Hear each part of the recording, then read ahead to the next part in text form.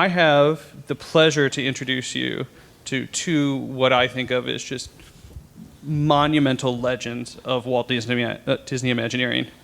On my right is Mr. Jack Gillett. On my left is Mr. Jim Mulder.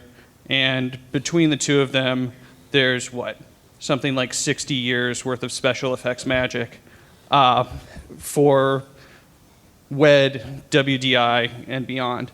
So I'm going to just sit back and do my best to facilitate a conversation about theme park special effects in the Disney MGM studios and the great projects that these guys worked on. But first, let me introduce you to the cast of characters, or let them introduce themselves to you. Jack Gillett. There's a good-looking guy up there. That's when I was young. No, we were never that young.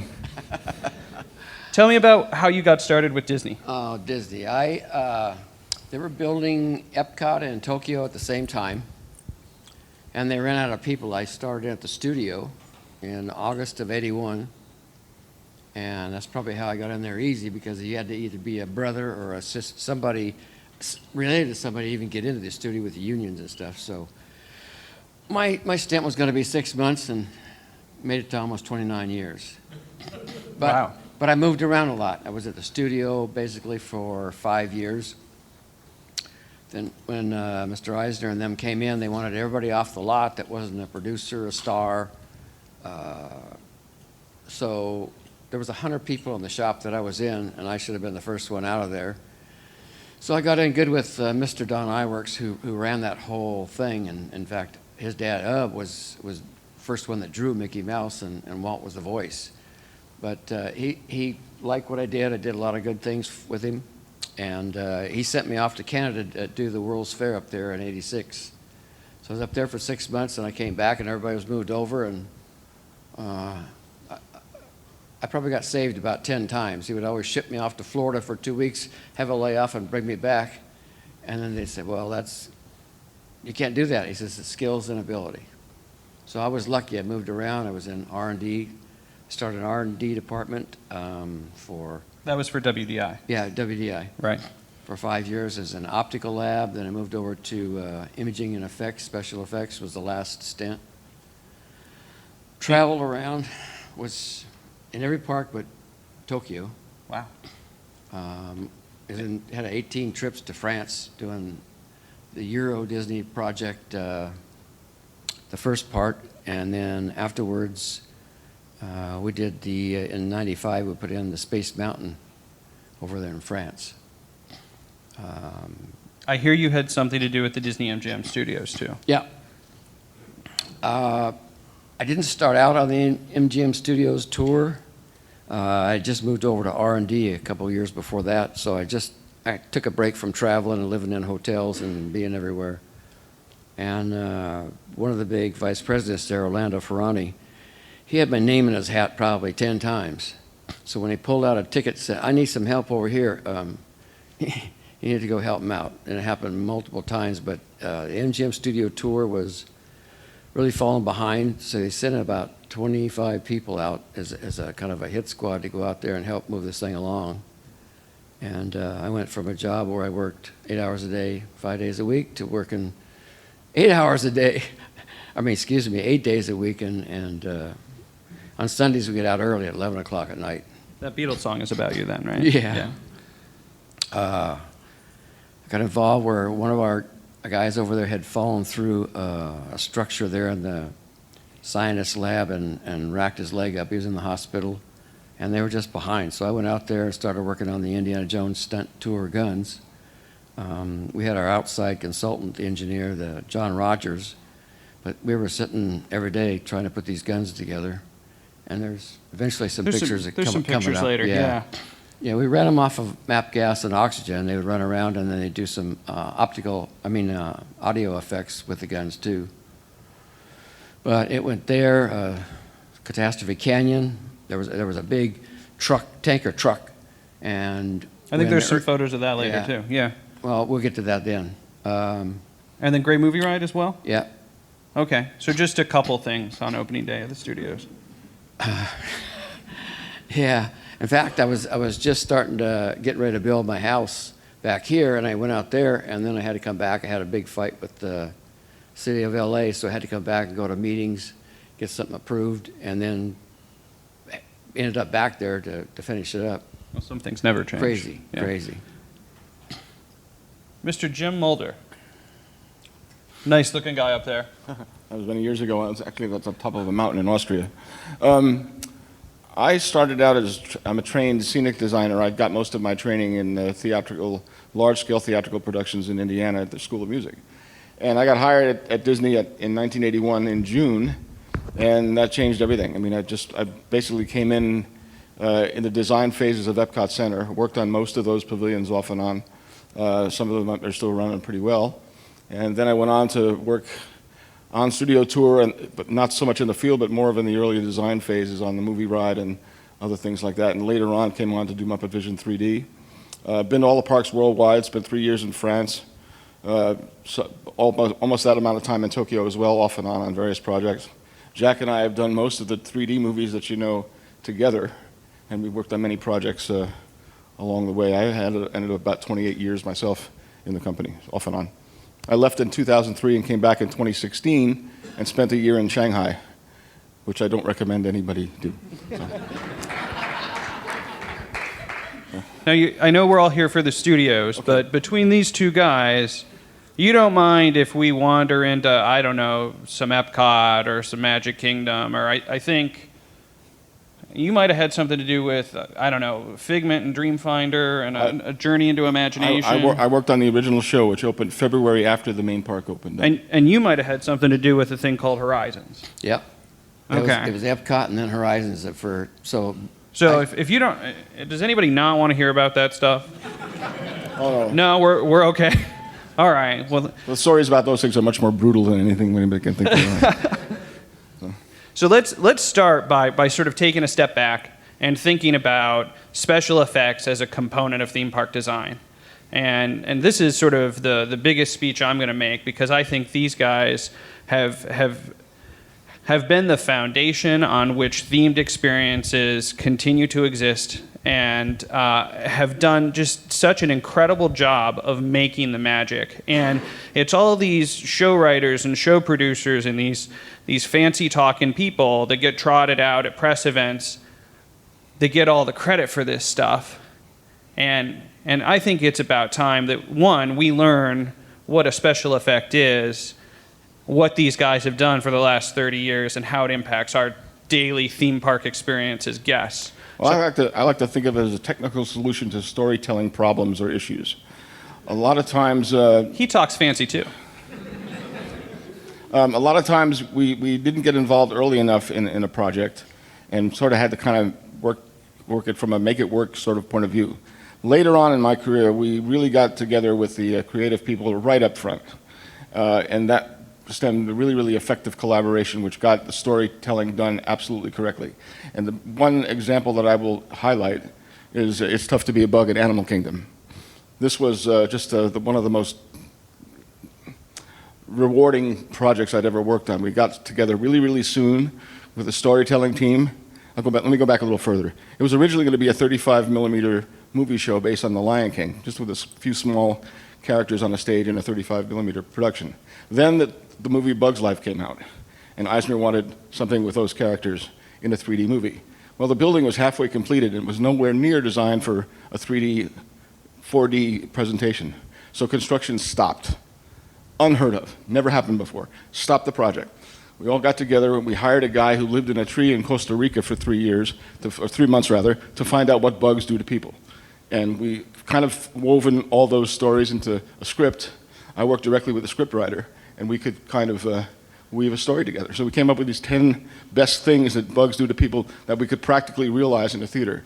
And that's what the stink bug is, and that's what the little thing that goes under your seat, and all that kind of stuff. And it was just a wonderful project to work on. And that was Kevin Rafferty, right? That was Kevin Rafferty, yes. Okay. A name that might be familiar to... Yeah, he wrote the whole thing. He wrote the script. He wrote the song. Everything. He was just one of the jewels of the show writing team at Imagineering. Still there. I think Runaway Railway is his as well. So an interesting bit of legacy to follow on to Great Movie Ride. Sure. But let's, at the risk of cursing this, I think Jack has a bit of a spiel and a demonstration as to what is a special effect. And this was used when you were talking to the French. So Yeah, obviously the highest level of... This came from our good partner. Both Jim and I worked with Henry Kopecky. He was from the Czech Republic. And in fact, he was over at Fox and had about 500 people under him. He had 20 years of experience at 20th Century Fox. And there's some wonderful stories he tells as well. He was sitting at... When they started building Euro Disney, they didn't have the facilities to put them up there, so they had to go back into town, into Paris. Fancy hotels, and you walk in kind of all dirty, and you're in the red mud, and go clean up a little bit. But these French didn't understand what a special effect was. It's effect spécial. What is that? So he came up with this little gag that I'm going to try to do. I don't know how steady this table is, but we'll give it a... It's small, so you might not be able to see it real well, but he did this little effect for the French, trying to explain to them what the 3 phases of a special effect was. So we're going to give it a try.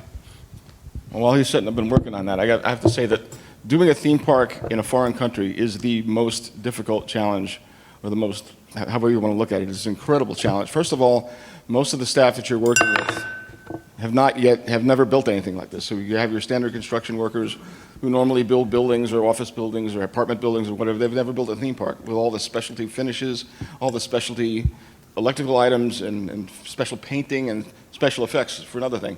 So you have to kind of teach them in a diplomatic way how you do it, you know. And then the French were very, very kind of slow to get on the ball, but they finally did. Shanghai was even more difficult. Yeah, tell us a little bit about the Shanghai installation while Jack's setting up. How did that... That was from farmer to electrician in a week? A matter of days. We had people who were farmers one week and were hired as electricians and construction labor the next. And some of these people have never seen wire before. And their methodology was quite different and it was completely, not what anybody was used to. So you had to kind of take a big step back, look, and in kind of a diplomatic and educational kind of way, teach them how you do it. And then once they do it one time, they get it right away. Might not work. We'll see. I haven't done this in a while. Go ahead. We'll keep going. Okay. Well, I had a lot of situations where, you have a lot of crews working with you in Shanghai. I was installing a 900-pound projection port in what was their IMAX theater, which was the Sauron attraction that's here. And the guys were just screaming at each other, and I had an interpreter with me, but some of these people were so frustrated in the way they were going about it, I had to stop the work because they were all speaking in their own dialect, which my interpreter did not understand. And there was a certain amount of danger involved because through the projection point, it was a 65-foot drop, and someone could plunge to his death, so I had to stop the work and just kind of calm everything down and go a little slower. We had to do 2 theaters, so the second one took 2 hours, the first one took 7. So the learning curve is pretty quick, but you got to go through it. So speaking of plunging to your death, on the edge of a glass, We got a fork and a spoon are See precariously placed. Is that right? Yeah, trying to explain. I got mine. You want me to hold it for you then? Yeah. Okay. Trying to explain. Oh, They were precariously placed. it's going to fight me.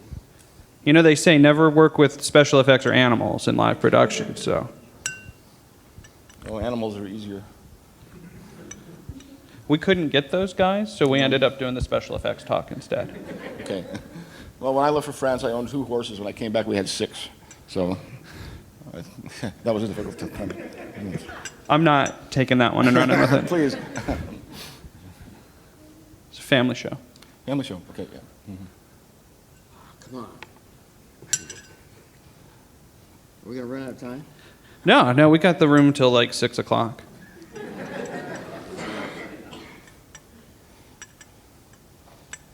Well, France was difficult because of the working conditions. The weather is not Southern California. The weather is not Central Florida. So we had a lot of atmospheric challenges to build that, particularly in some of the attractions that were along the river. Big Thunder, for example, is on an island, and you had to go through the river to get to the attraction to work on it after they filled it up. Their glassware was better, though, I think. Don't shake the floor now. It's all you now. So So now we're going to introduce fire. the 3 phases of the special effect is one, you just have to, it seems impossible. How can this happen? You've got this thing, It almost and was it should be impossible. falling over. Yes, well, almost was, but we'll get there. It shouldn't be that way, but it's effects especial. So you get into the second phase.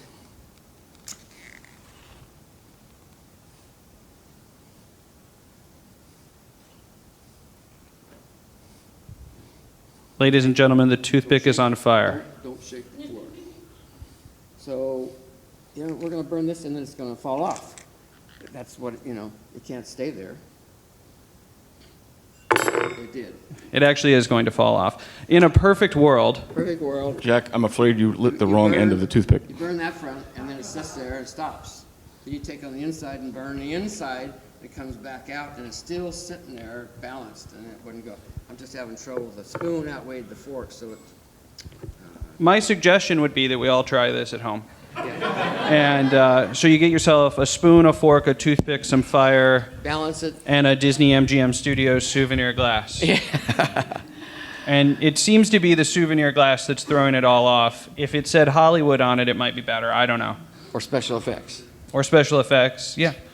So let's jump into things, shall we? Let's jump into this studio stuff.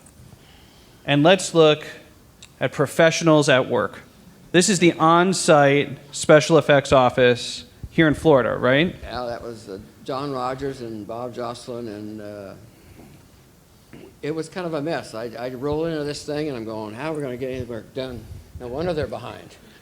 So tell us a little bit about where in the project timeline you each sort of jumped into the studio's operation. What was already happening, what needed to happen, and how far from that dreaded opening day were we? Well, I was involved mostly on the design phase on the West Coast, building prototypes and designing, making sure that the facility drawings were correct before the building started even coming out of the ground. I mean, my involvement was much stronger in Muppet Vision, but I was still quite involved in the movie ride as the scenes developed. We spoke about the Ghostbusters scene a few years ago that Brian spoke about. The reason that didn't happen is because Bill Murray didn't want his likeness as an animated figure, period.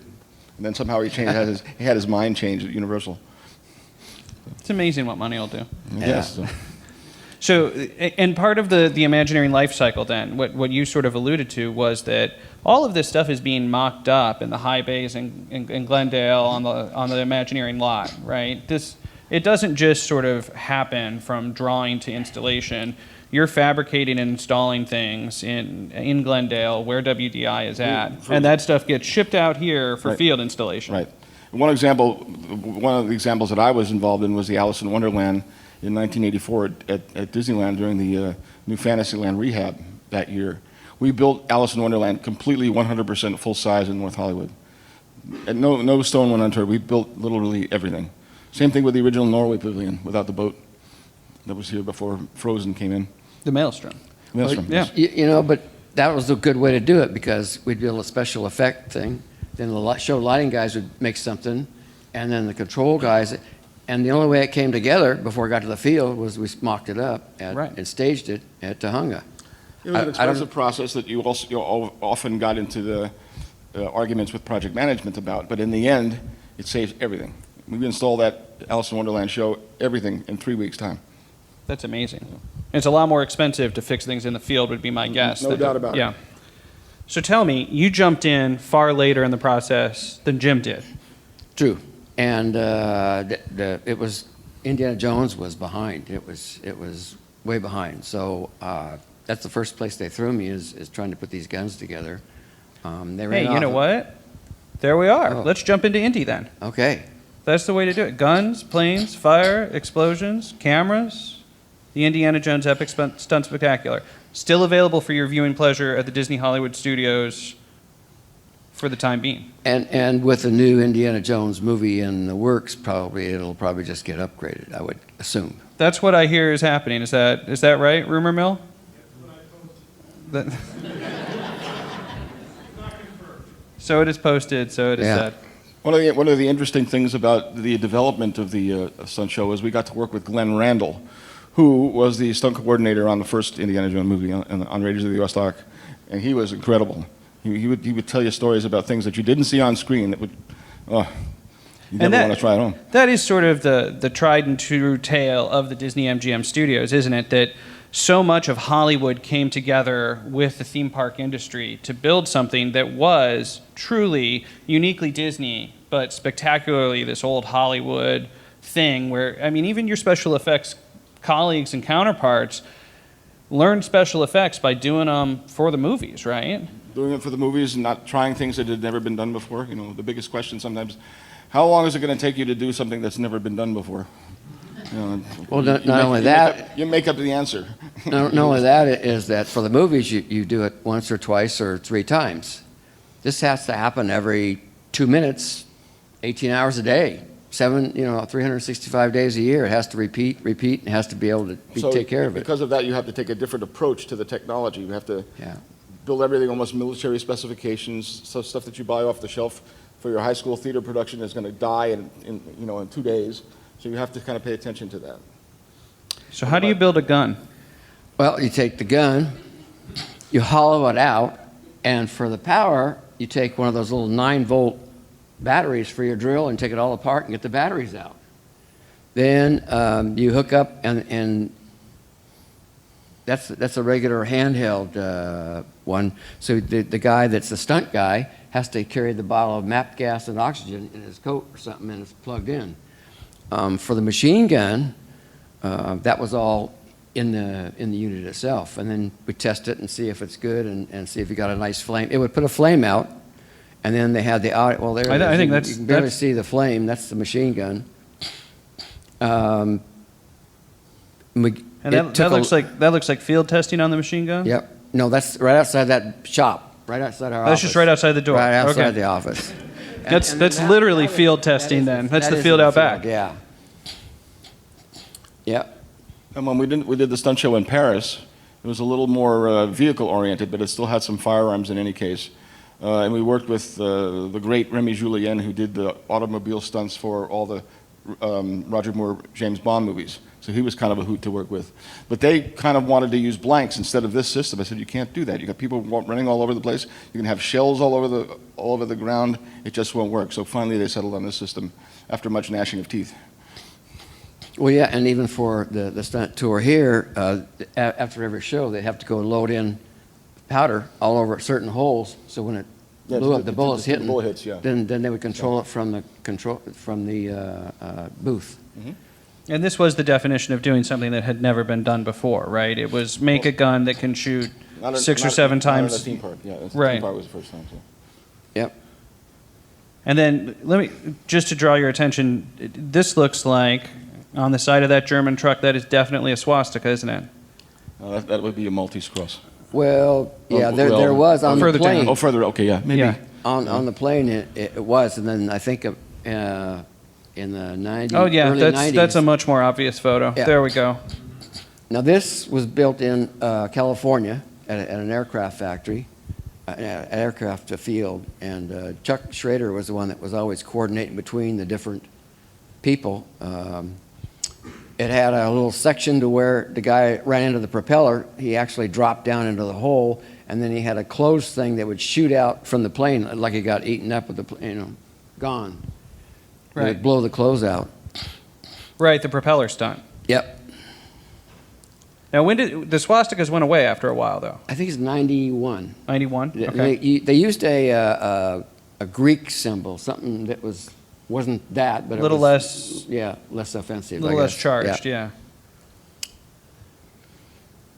And then this is on site, right? That's on site, and this is John Rogers. He did all this. He supervised all this firework. He was good. He blew up Vegas Main Street. He did it for Madonna, surrounded her with fire. He was really good at.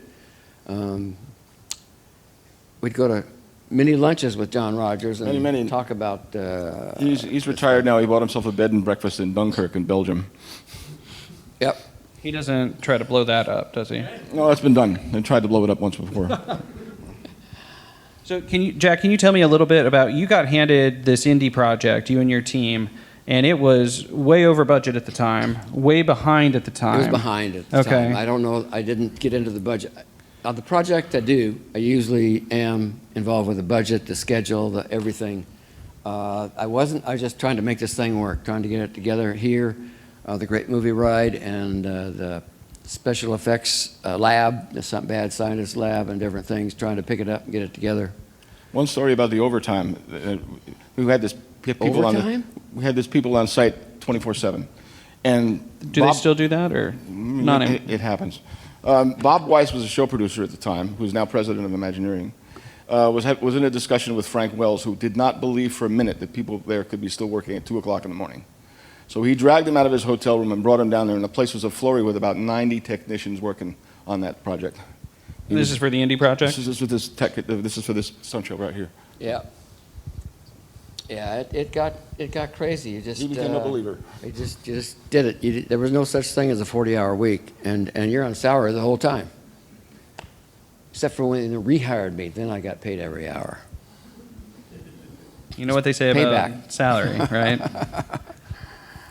It was a good job, and that was it. We did this back in California. This is a fun thing for me, because this is not when we were talking about this, and it's just not something you even think that needed to be built. But when you talk about theme park conditions, this is the definition of that, right? And it's a camera that looks like a real camera. It sure fooled me, right? Oh, yeah. I thought it was Well, Panavision gave us the decals, it gave us all that stuff, the magazine, and we went to buy a dolly. Chapman Crane. Yeah, got Chapman Crane, and they don't sell them; they only rent them. Well, he wasn't going to pay for renting it for, 365 days a year, so we had it built, and it worked out well. But just for a staged thing in there to look like they're filming the movie while everybody's watching. simulated down to the camera. Yep. Let's jump into the Backlot tour. We remember that, right? That was a thing, and it was A good one. a good thing.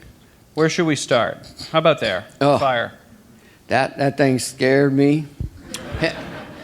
Henry's a big guy. He was a big Czech guy, And he liked fire. I mean, he was lighting fire, toothpicks all water, the time. oh yeah. So in this tanker thing there, you climbed in through the top and the front, and then each baffle they just kind of torched a hole through so you can climb through to get to the back where the ignition stuff was for the fire. And then this thing is on a roller, so it swings down when the water comes and the telephone pole catches on fire and it just goes down. I could have done anything other than that, and I hated being in there because if something happens, how am I going to get out fast? It scared the hell out of me. But I got back there and readjusted it while they're playing with the fire and stuff. Don't try that at home. No. There was several times there was jobs that I had to do something that I really hated doing. And as a special effects guy, you were associated with the fire effect, the water effect. Really, this whole Catastrophe Canyon scene was a special effects showcase. Yeah, that's 10,000 gallons of water. Well, the tram stopped there, and then, as I remember right, this is 30 years ago, but as I remember right, there was an earthquake. The rocks started tumbling down. The telephone pole flew over and supposedly ignited the back of the truck, and the ground was shaking. 10,000 gallons of water's coming down, and then it was over, and then just set it up for the next. And then they said cut. Yeah, cut. There's some water. I lived through it, but 5 minutes later, it happened again. And was that the reset time? 5 minutes? That's what we thereabouts. allowed, Yeah. I mean, it wasn't consistent because it was depending upon the departure of the trams, but we designed it for like 5 minutes. And because this was sort of when you were in the scene, it was an immersive thing that was actually happening. Absolutely. Right? But then the magic of the movies was that was just a take that was set up, and you would come around the backside, right? And, and your backstage was actually on stage, which is sort of a rarity in theme parks. yeah, that's what it took for all that water, for the fire, for Miles and miles of pipe, hundreds of valves, control signals, everything. I mean, there was a video that was playing earlier that showed it working from the top, and that's a better show, almost a better show than sitting in the tram, for me. Yeah. It's like if you watch the American Adventure show from Backstage, that's fascinating if you can ever get around to doing that. Highly proud of that recommend it, show. everybody. Very proud of that show. That's the first show I worked on, was American Adventure. I started in August, and by December 1st, I was an expert and in the field in Epcot, and finished Epcot, and then went on to Horizons. So I didn't get out of there till probably 84. I was Wow. totally, the worst part about working in Florida, I know a lot of you live here, I don't know, but is that they always leave out a wall of a building so they can load in all the set pieces. So there's no air conditioning, and you're working up in there. Probably about 2 o'clock, you go back to your hotel, take a shower, and then you come back and continue on. And then if you're in the ceiling, they put this white powder on the steel, so if it catches on fire, it melts and it keeps the steel cool. But then it gets all over you while you're working up there. It's not a clean, fun job. Well, going back to American Adventure, the toughest part was programming, because we were in there 24/7 programming with 3 different programmers on 3 different shifts. But you never knew when they would get to your stuff or to my stuff. We waited forever to program the finale projections, which is the big sunrise that happens behind the torch. So we all brought bedding in from Fort Wilderness, and we slept on the floor for several days until the thing got done. And that finale is the same exactly as it was in 1982. So. Well, while you're, not to divert too much, but on American Adventure, Divert away. that's one of the first things I was working on. I started working with Gene Foster. He started there in 1937. And because this was the world's largest, widest rear screen projection. At the time, yes, it was. Yeah, it was. And it was a 450 times blow up. So for every thousandth of an inch movement in the film is a half inch on the screen. And it isn't so bad, except you have this figure in front of you, and it looks like the figure's jumping around when really the film was moving. And then Rick Rothschild, he was tough to work with. He's a good producer, art director. He kept yelling at me to get the projector running smooth, do this. And I said, the projector's smooth. So there's an aperture you can pull out, and it shows the picture, but it also shows the perforation. And it's sitting there steady, but the picture's doing this. I said, you got to go back and reshoot some scenes. They're bad. It was a movement in the camera that was a flaw. Yeah, that they shot it with, so they had to reshoot those scenes. But I was brand new there, and I was arguing with this big art show director that the projector's okay. That was a theme throughout the early stages of your career, right? Yeah. The arguing with the, yeah. I think you told me a story Debating. You told me a story about Tron, not in the early days of your That's existence one at of the the first studio. things was Tron. If you saw it, when they went down into the machine, it was shot in black and white. And then they took and blew up each 70 millimeter frame this size.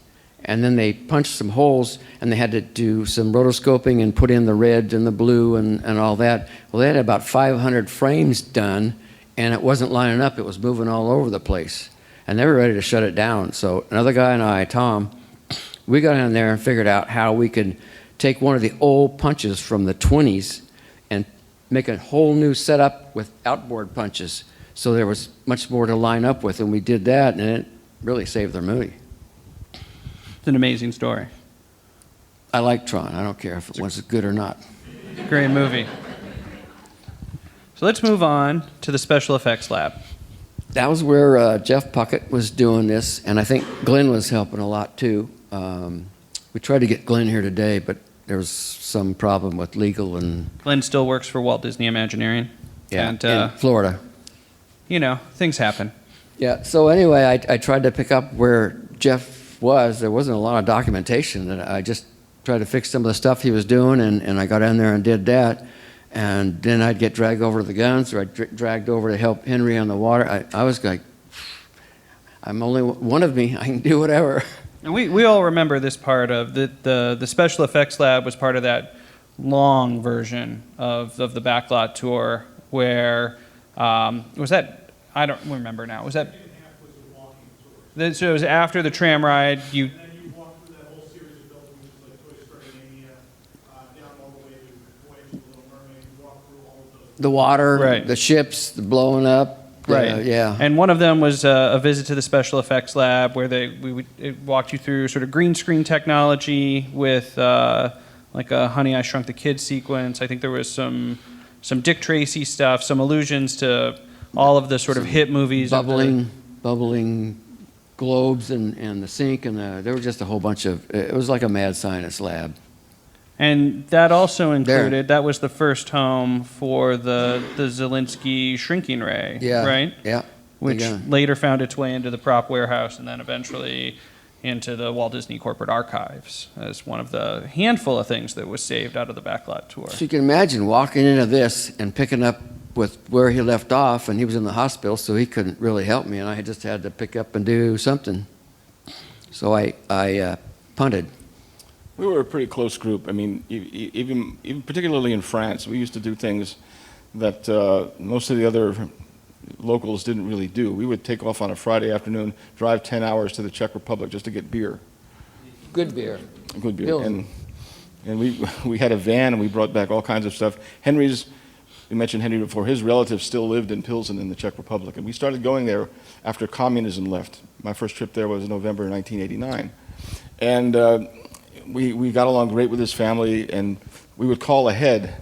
Eva, would you please arrange for 20 cases of Urquell and, 15 tins of caviar, and we would bring back a van loaded with stuff. The caviar was $5. It was black market. It's something that would be $300 or $400 now here. We ate good. Completely illegal. That's why I don't believe these guys when they tell me they suffer with this field installation stuff. No, we would each get a certain amount of money allocated for our meals that day. So we'd get about 10 people together, and we pick 3 or 4 that didn't drink anything. We go sit down, and we Those are order the best some friends really sometimes. good wine, some really, really good wine, and then pick up the bill, and everything was, very good. What's the statute of We limitations worked hard, on we lived smuggling? hard, Before we go too far down the road of Okay, how to have fun in Europe, He's a lawyer. We're gonna watch out. let's talk about this attraction. Okay. So I think the first thing I have is something you provided me, and that was this was all done with practical effects, right? This was all lights and shadows and things like that. Yeah, that is Mary Poppins, and then it doesn't show in this scene, but in the chimneys, it had like swirls of smoke coming up. And how did those happen? That's them. That little unit with those twisted wires rotating real slow with a beam behind it put the black shadow on the walls. I mean, it's a simple little effect. It was nothing, and there's a little belt down there that drives all of them, and they go in different directions, and that was the smoke on the walls in the Mary Poppins scene. And this was something you built, right? Yeah. Ground up. Yep. And in many ways, I think this was sort of the last great hurrah of those sort of dark rides that were so rich with special effects, with practical special effects. We did amazing things with still projection that video was not available at the time. And this was one of those situations where the projector actually lit the cyclorama in the blue light that you saw, the blue field, and these were in the middle of the projection field and shadowed that sky. So, and then as they twisted, it looked very convincing of smoke rising from the chimneys. And mostly when they talk, I just nod along because I don't really understand projection or anything like that. But the end result was truly beautiful. Well, we did this all the time. This was a specialty of mine. And one big example of it was the original Journey into Imagination ride, where you saw the Dreamfinder Dream Machines, the 5 of them around the turntable there. There were 300 projectors in the room behind that screen alone. And then there were more in the rest of the ride. None of it was video. Video wasn't available. So the act of moving through space, where Dreamfinder and Figment are in the blimp. All the projection And they're behind they're is... moving with you through space, and that projection was accomplished through still projection. That's right. And the projectors didn't move. They were just static, pointed on a specific number of degrees on in the circle that went along with the music. You knew 2 minutes into the music, you were at this point on the turntable. So that's where that projector had to go to project that image that was mentioned, that was sung in the script or in the song. And you were telling me when you were doing field installation on that, you developed a particular affinity for that song. I wouldn't go that far. For imagination, for Figment? For one little spark, yeah. Well, yeah, but it's Small worse World, than- Small worse than World will Small drive you World. equally crazy. You never lived until you sit through 8 hours of field audio programming, and it's a small world. Or working in there at night with that Figment song, too. That was like... Well, whenever Killer. I get affected by that, I just put on the overture to Mary Poppins, and it all goes away. Hey, that brings it full circle. Thank you. Let's fast forward to another scene This is another one that's sort of a coup de grace of special Yep. effects, isn't it? And that's Glenn over there on the left. He was down here for 18 months working on this show. And that's where, if I remember right, that's where your guy that drove you hopped out of the car and ran up there and grabbed that little jewel. That's right. Yeah, that's the revolving wall. So the first one, he's grabbing it, and the second one is covering him up with this LN2, and then it's really covered up with lights and that, and the whole thing rotates, and he goes inside, and then there's a skeleton out there. That's what's there. And that's all the LN2 plumbing and piping behind the scene. That was a huge effort. It's all vacuum jacketed piping and stuff. It is literally rocket science, Yeah. cryogenics. And that repeated itself with regularity. Every car. Every car. Every car. Yeah. And so tell me, some of that was accomplished by you guys, the special effects part of it, the working with the LN2, and I assume some of it was with the show lighting people. Is that correct? Yes. So you were sitting side by side with those counterparts in order to make that happen. That's why you got to work together. That's why that was the good thing to stage back in California before you get there. You try to do it there, and something doesn't work right, then you got to find resources to fix it. So it's always better to do it ahead of time. Well, in this case, you also learn how much product you're going to use, how much LN2 you're going to go through every Yeah. day. And that helps you to size the tank in the system and how much road access you got to bring when the truck comes in once a week to fill the tank. It goes on and on and on. And then I think what comes, these are just for fun, right? That's Glenn over there on the right, looking at John Wayne, and then And that's you on the, you're on the right. no, that's Clint No. Eastwood, sorry. yeah, that's my hero. But, yeah, many movie posters of him at home. And then another sort of salute to special effects in this attraction was Which, the Wizard of Oz, right? Yeah, that shirt back there that had the figure. This is the very first one of those really A100 figure. A100 figures that really had a lot of movement. So they blow the LN2 out of there and cover it up, and the witch comes up. And then the next scene is Jim's. I'll let him talk about This was it. actually a mixture of liquid nitrogen and, Steam. no, actually glycol fog. Oh, glycol? Glycol fog, I yeah. didn't know they used that there. Yeah, because the LN2 always goes down because it's cold. And we had to hide the figure when it was in the standing position, so we used something that went up, and that was Roscoe. That was a Roscoe system. Okay. I learned something new. They had that in when I got there. I'm sure I forgot more than you had. And then, Jim, you did this scene, right? This was when that sort of end scene of Wizard of Oz. Yeah, I did the mock of this in California. I did not do the installation. That was Bob Joslin and Jeff Bucket. And this is when the lights come up on the figures, and then And then it moves over to the left one. Becomes the Emerald Yeah, there's Castle. projection behind that, and there's fiber optics as well. it's a gorgeous piece of staging. Used to utilize fiber optics all the time. Mm-hmm. The biggest one was in the original Captain EO attraction when we did the 3D Starfield. Oh, Yeah, wow. Captain EO, each one of those fiber optics in the screen, it was coming out of the screen, they had left eye, right eye They were individually filters on polarized. it. Individually. went along So with when your you went glasses. in, it looked like the whole thing was, miles deep. You'll never be able to do that again. Well, depends how much if you're bringing your checkbook. Money. or not. Money, yeah. And then I think there's a familiar name up here, right? Rewiring specialist Jack Gillett. Does anybody remember where this is from in Great Movie Ride? That's right. Putting your name on it. Jim, let's talk about Muppets. Okay. You got to meet Jim Henson. On many occasions, yeah, we worked rather closely with him, and he was a wonder. And can't say enough about the guy. We were also disappointed when he passed away, but he would come in on a. We're going to make this work, aren't we? We're going to make it work. Okay. He would come in several times a week, and we'd sit down and have story sessions with him. He says, "What can we do here? What can we do there?" And we were always concentrating on the figures. The Penguins in the orchestra were a big fight with corporate because they were so expensive, and some of them felt it didn't have anything to do with the story, but I don't think it would have been the same without it. The big effect in the show were the exploding walls at the end. And we were experimenting at the time. I hope you've all seen it. I didn't want to spoil that finale. We're good? Okay. So we were experimenting with projecting on scenery, exteriors and interiors. The first one we did, I think Ron Logan will remember this, in Illuminations. where we projected on the buildings in World Showcase. So we did the same thing with Muppets, but on the interior. And we used very powerful 6,000 watt projectors, and there were 8 of them in the space, to light the walls, to project the tapestry on the walls. And the walls were made of scrim, and they all had light boxes behind them into which we fed CO2, and we just simply did a fade, changed the slides, and that's how we blew the theater up in Muppets. So I think it's all been updated to video now, thank heavens. Getting direction from the audience. And You should lift your mic just a little bit. Oh, sorry about that. So, No problem. Anyway, what we did is we waited to a certain point when the architecture was complete in the interior of the theater, and we made a physical photograph, a large format 11 by 14 photograph of that section of wall. And this was all done by hand. There was no digital Photoshop or anything like that at this time. So we took those photographs, blew them up to a size large enough for an artist to repaint the decor on those panels.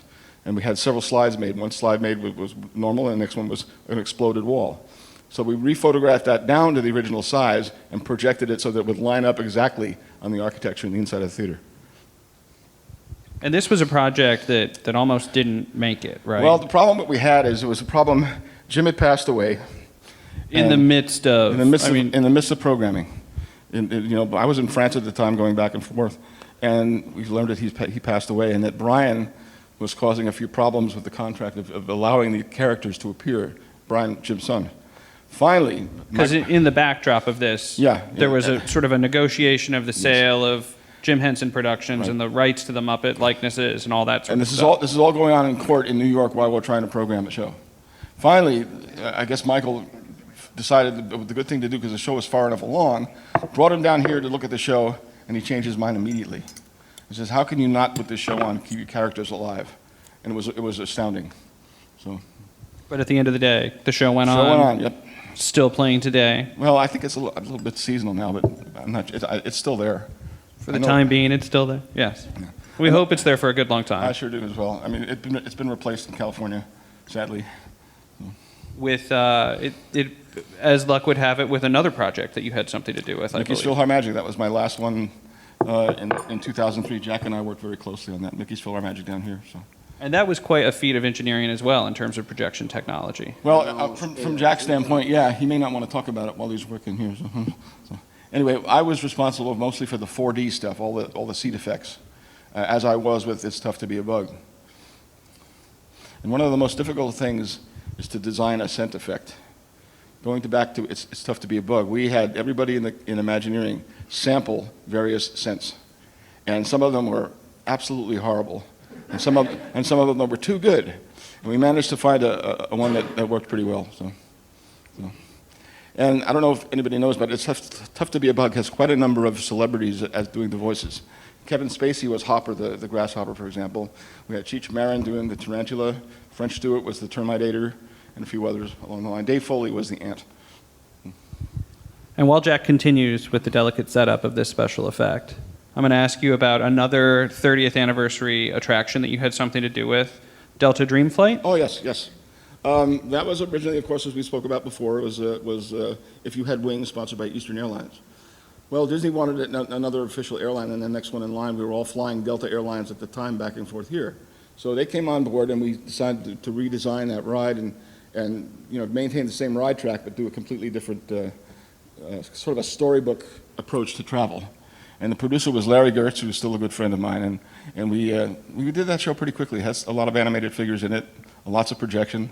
We reutilized the speed rooms, but the one that's most memorable is the big fan engine, now it's, I think, red and Buzz Lightyear. It's a rotating still slide that's projected onto smoke from behind. And you go into it, and the idea was you're supposed to be going into a jet engine. Never a good idea. That's what we learned from the stunt show, I think. That's why they invented jetways. Are we ready? We'll try. Oh, that's what I did before. I hit the... I think you lit the wrong end. No. Okay, I'm staying out of this one.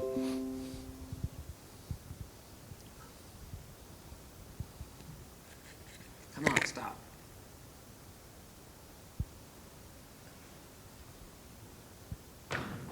We must have had better spoons and forks in France. I don't know. I would disagree with that violently. Not steaks, spoons okay. and forks.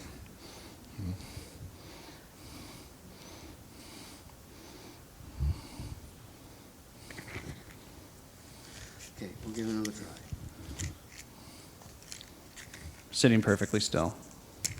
Oh, come on.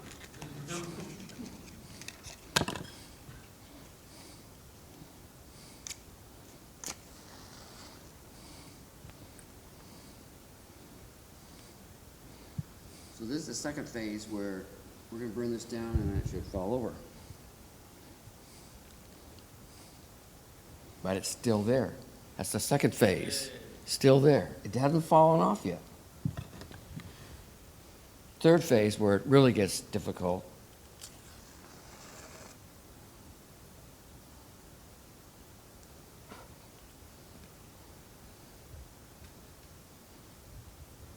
Keep burning. For those of you at the back of the room, the toothpick is still on fire. Now it's going to fall over.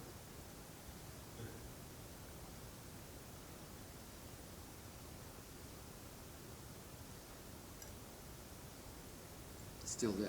That's the third phase. So in these waiters and stuff in the restaurants in France, they're just going, you know, how does it? It should fall over.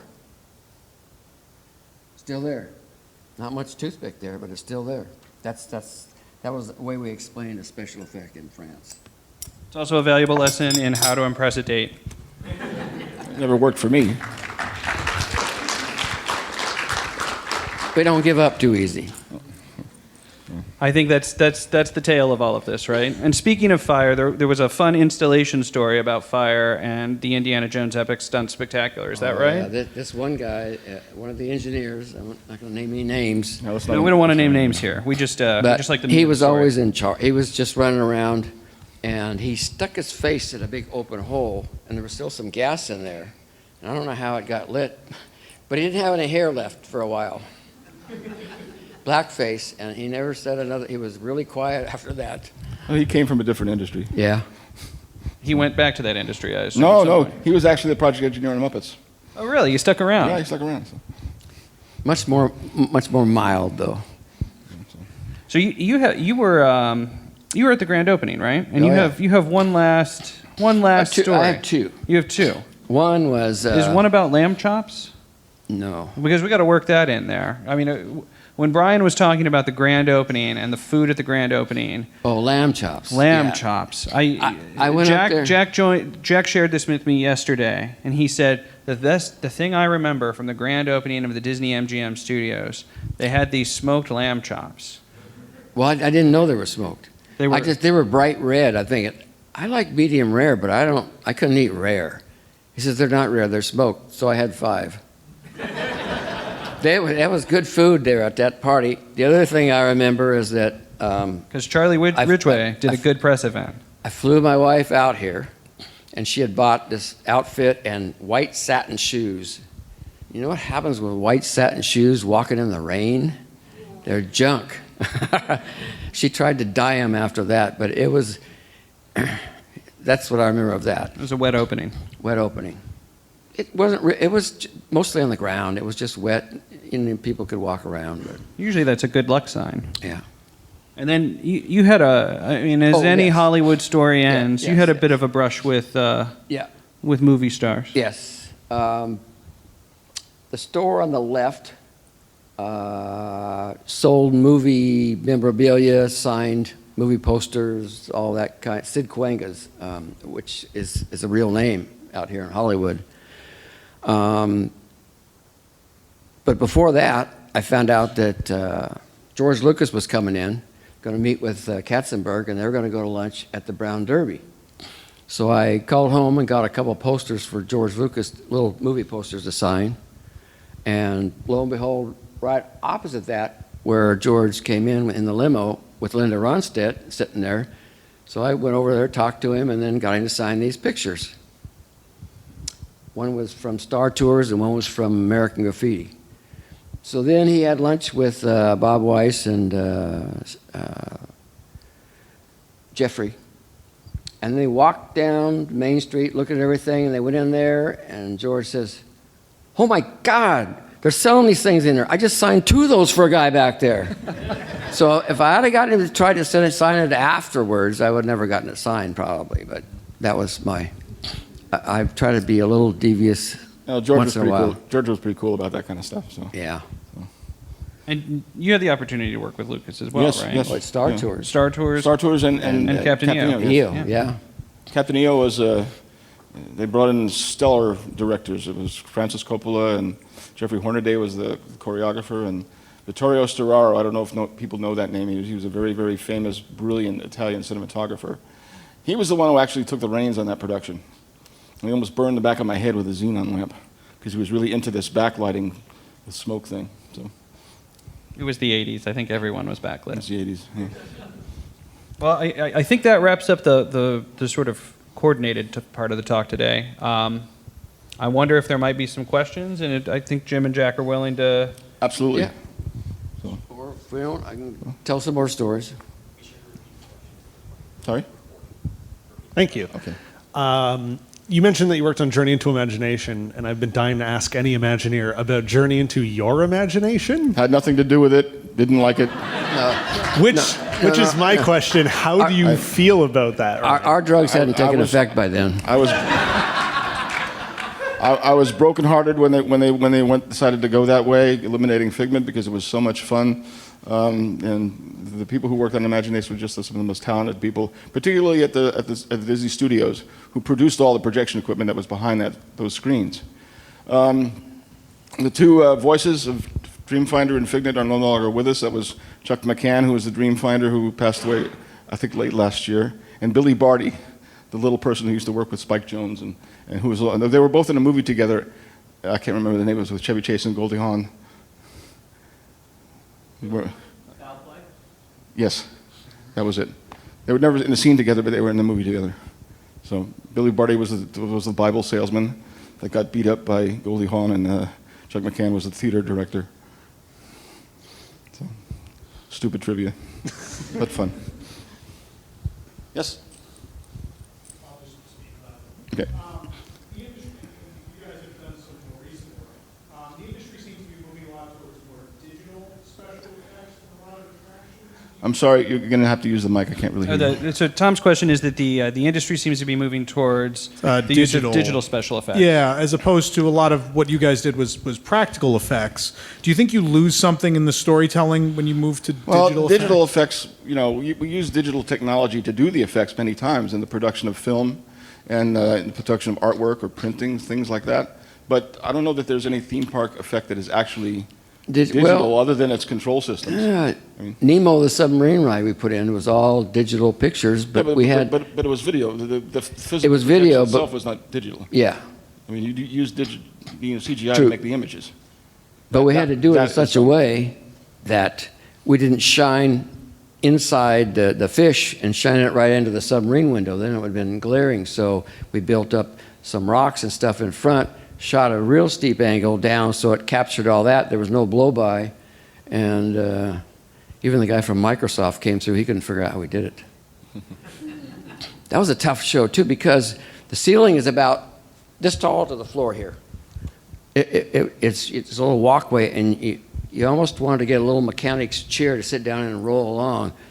The fire inspector came in, and he was really a tall guy. He went about 40 feet, and he says, "Okay, I buy off on it," and he left. He kept hitting his head. I think they tore the submarine ride out down here, didn't they? I don't think it's here. Yeah, it's no, gone. 97, I think, is when it Yeah. left this earth.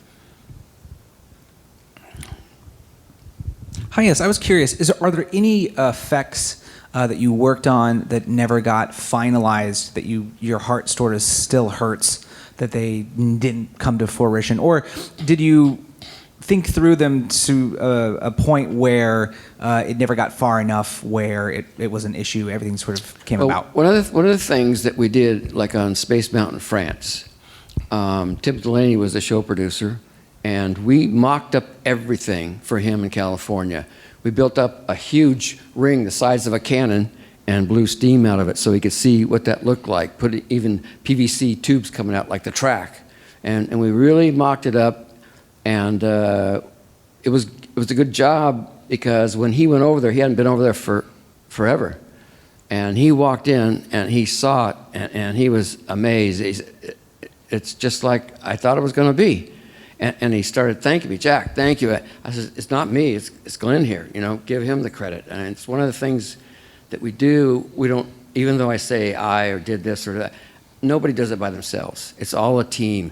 And then once you get on a big, long project, you just turn into a family because you're there, 18 hours a day working. So it's really not just me or anybody, but you form a team and then you form a family, and that's the way you get a lot of it done. And the one for me that was heartbreaking was the mud flats outside and across from Big Thunder in Paris. We designed this huge geyser plateau where we did a simulated 120-foot geyser effect. Right next to it was supposed to be a mudslide. If you remember the Yellowstone, the little bubbling things like that, mud pits with things come out of smoke comes out, steam comes out of it. We had that whole thing mocked up in California, and at the last minute, while we were installing it, the president of Imagineering cut it. We tried to reproduce it to some degree in the Land Pavilion down here, but we couldn't convince the engineering maintenance staff to mix the mud regularly. So that went away too. So, there are a few more like that, but that was the one that comes to mind most often. When designing your tricks, has the introduction of LEDs made you rethink on how to go about designing some of the tricks? A lot of the We did. projection equipment is being redone with LEDs, as a matter of fact. And that stuff wasn't available in the 80s, of course. So where it's appropriate, I've gone back and changed some of my stuff, where there's funding for it, and other guys are doing it to this day.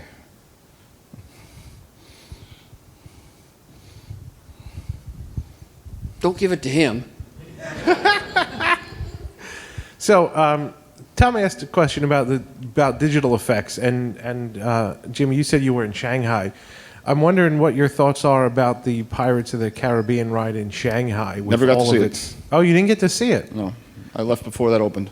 Okay, so tell me a little bit about what you did in Shanghai, and what's your favorite thing that you did in Shanghai? I worked on the castle mostly. And I like the castle. The castle's the amazing. castle turned out fairly well. We were very late in getting the thing installed, but it managed to come out as pretty fair. A little bit more claustrophobic than I would have liked to have had I been the set designer.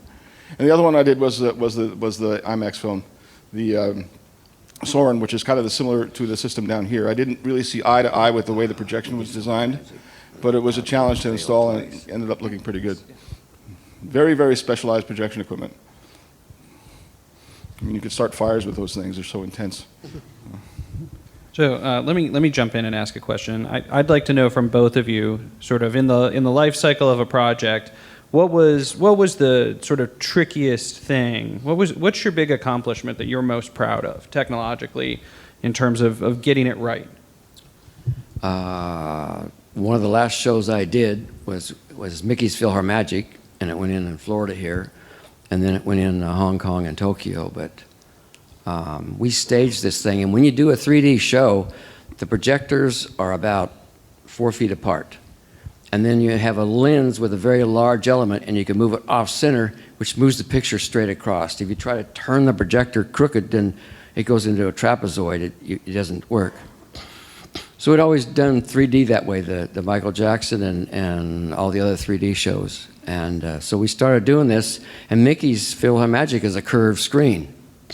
So by the time the picture hits that first post, and then it keeps going to the center, it gets big. It's like a barrel. So we had to do an optical thing with the lenses, and there was a lot of money spent on these lenses to where it sends it out, where it's crushed in the middle. By the time it gets there, it's all straight. The telephone poles are straight, and it worked. So that was fine. And we mocked this up in a huge aircraft bay, built big flat platforms, and we tried to do that. We moved them off center, except we moved the lenses off center.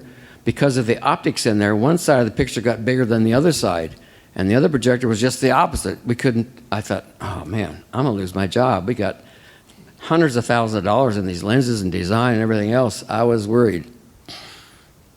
So we came up with an idea. When I worked over the studio and we did the 3D cameras, they shoot a 70mm camera through straight on, and then one through a half mirror that goes out, and that's how they did that. So I said, okay, we're going to turn one projector sideways, we'll shoot it into a mirror, and it'll go out, and then that'll be down below, and then the one above can shoot straight, so it's not that far apart.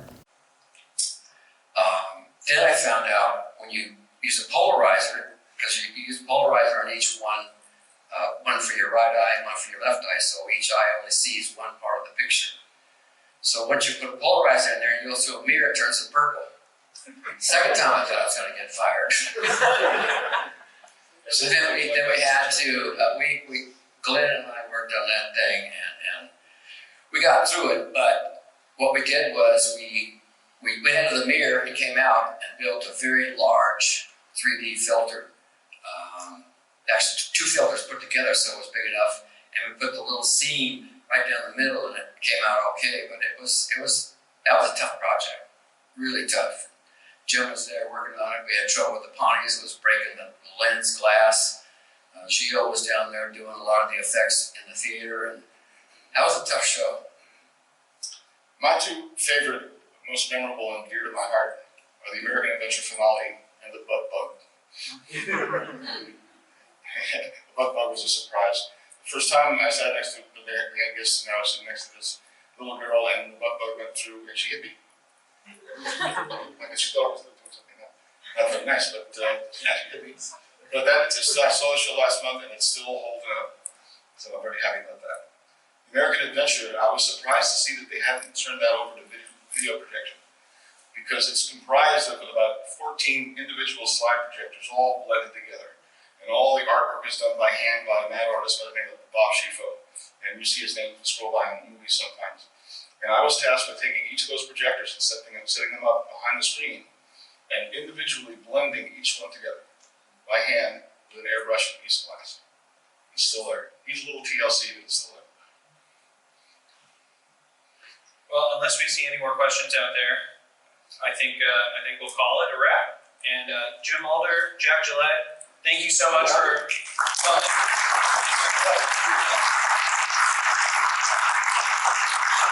Really good